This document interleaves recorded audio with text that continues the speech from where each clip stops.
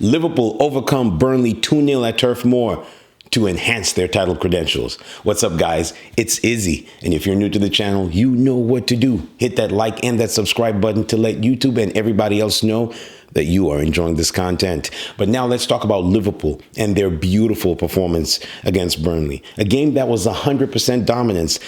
I did not see anything in this game that would have told me anything other than the fact that we need to respect Liverpool a bit more. And the fact that they had just come off a very, very strong performance against Arsenal, in which it could have drained them a bit. They did not show any signs of any fear when they approached Burnley. Now, one of the things that Liverpool fans would probably be scared of going into this game is the fact that Burnley tried to play a possession-based game. But Liverpool did not give them a sniff in this game, at least as far as what I saw. Simply because right from the off, Liverpool did not give them a chance.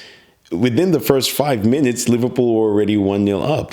Núñez, who had not scored in any of his last 8 games, came up trumps, and he was able to turn in a very beautiful finish. And Burnley did not seem as though they were able to lay a glove on Liverpool. In the first half, they didn't do much of anything, and it was hard to find any point of any significant note of a Burnley charge.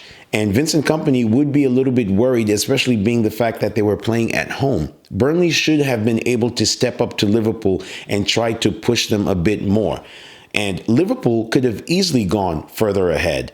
They had chances through Salah. They had a goal that was chalked off for an offside. And Liverpool did not look as though they were going to be relenting at all in any of their pressure against Burnley. The second half was pretty much more of the same.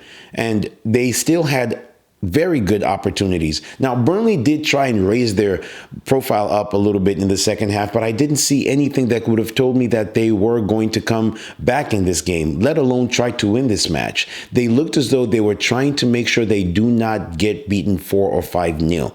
And when you're playing at home, you need to play with a certain type of confidence. You don't have to be a world beater. You don't have to be the strongest team in the world, but you have to show signs of some type of fight. And I wasn't able to record any of that. So much so that if you could have walked out of that game at 60 minutes and come back after 80 minutes, you would not have been surprised to find out that Liverpool had scored a second goal and were just as comfortable as they were in the first half of that game. Now, one thing that I want Burnley to start doing is to appreciate the fact that you're not going to win games the same way you won them in the championship. And as dominant as they were in the championship, you're not going to find games like those in the Premier League. And now with teams such as Luton and Sheffield United and Nottingham Forest looking as though they might be able to grab points every time they go out and play, they can easily find themselves bottom of the table. Now, Sheffield United lost today in a game that was very important against Luton Town, but Burnley should have played today's game thinking that they might be able to snatch something against Liverpool, because I saw a lot of fight in Luton Town when they faced Arsenal, when they faced Manchester City, and when they were able to snatch a point against this very same rivals that Burnley were facing today.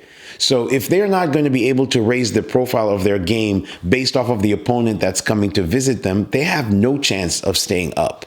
Liverpool, on the other hand, can look at this game and appreciate the fact that they were dominant from minute 1 up to minute 90.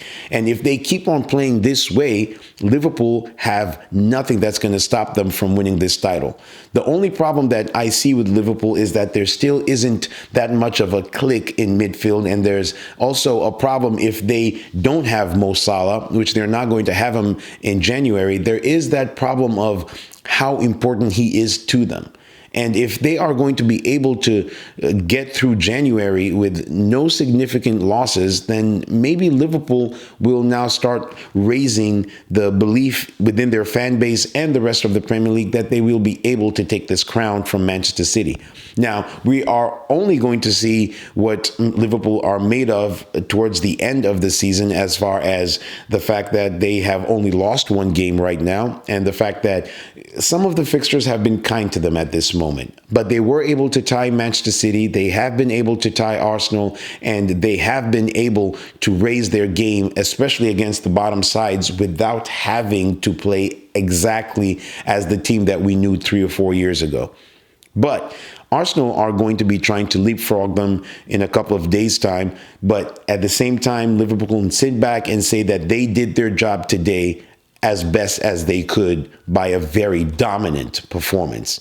Anyway, guys, let me know what you think. It's been your boy, Izzy. Do you think that this game is indicative of what Liverpool are going to be for the rest of the season? Or do you think that they are going to find much harder challenges than they did today? I do, because I don't think that Burnley gave them that much of a problem. And it was very disappointing to see Burnley play that way at home, but very encouraging if you're a Liverpool fan to see your team dominant for so long in that game and not really give Burnley that much of an inkling as to whether they were going to come back in this game.